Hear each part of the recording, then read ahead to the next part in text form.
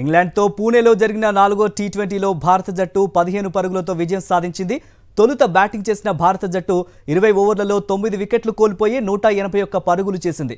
జట్టులో హార్దిక్ పాండ్యా, శివం దూబే చెరో 53 పరుగులు చేశారు. 182 పరుగుల లక్ష్యంతో బ్యాటింగ్కు దిగిన ఇంగ్లాండ్ జట్టులో ఓపెనర్లు స్టాల్ట్, డెకెట్ రాణించి తొలి వికెట్కు 62 పరుగులు భాగస్వామ్యం నెలకొల్పారు.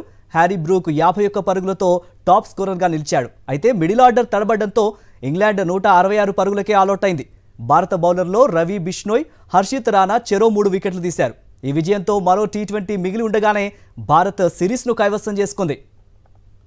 ఇంగ్లాండ్తో పూణేలో జరిగిన 4వ టీ20లో భారత జట్టు 15 పరుగులతో విజయం సాధించింది. తొలుత బ్యాటింగ్ చేసిన భారత జట్టు 20 ఓవర్లలో 9 వికెట్లు కోల్పోయి 181 పరుగులు చేసింది.